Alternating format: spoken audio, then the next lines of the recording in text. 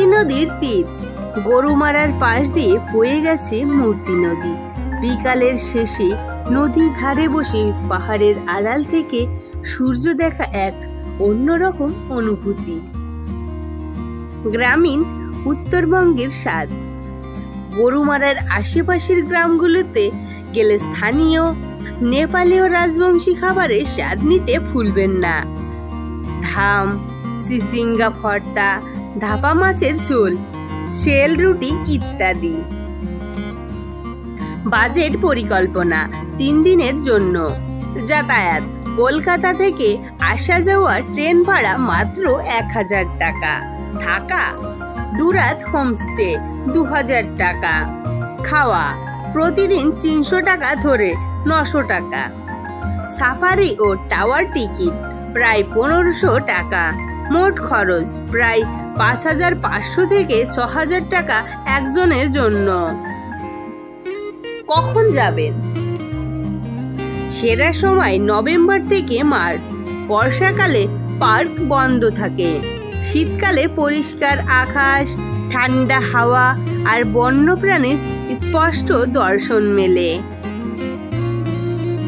কিছু টিপস ও সতর্কতা: সাফারিতে চুপচাপ থাকুন, প্রাণীদের বিরক্ত করবেন না, প্লাস্টিক ব্যবহার করবেন না, আগে থেকে বুকিং করে রাখুন, হুট করে গেলে জায়গা পাওয়া খুবই কঠিন।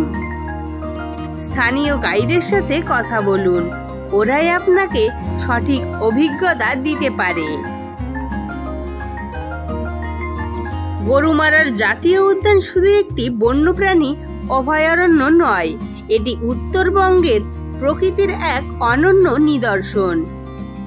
এখানে এসে আপনি বুঝতে পারবেন প্রকৃতি কিভাবে তার নিজের ছন্দে বেঁচে থাকে, কিভাবে বন্যপ্রাণীরা মানুষের হাতছানি ছাড়াই স্বাধীনভাবে চলাফেরা করতে পারে।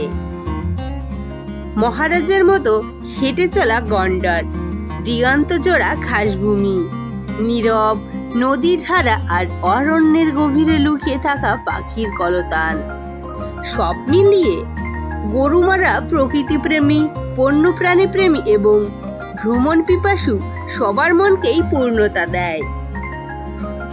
যদি আপনি বাজেট ট্রাভেলার হন, তবুও গরুমারার ভ্রমণ সম্ভব। শুধু দরকার সঠিক পরিকল্পনা এবং সঠিক তথ্য। এই ভ্রমণ আপনাকে শুধু প্রকৃতির কাছাকাছি নিয়ে যাবে না, বরং শেখাবে কিভাবে আমরা প্রকৃতিকে ভালোবেসে তাকে রক্ষা করতে পারি। তাহলে দেরি কেন? প্রকৃতির এই বর্ণিল রাজ্যে একবার নিজেকে হারিয়ে আসুন। গরুমারা ডাকছে, আপনি কি সাড়া দেবেন?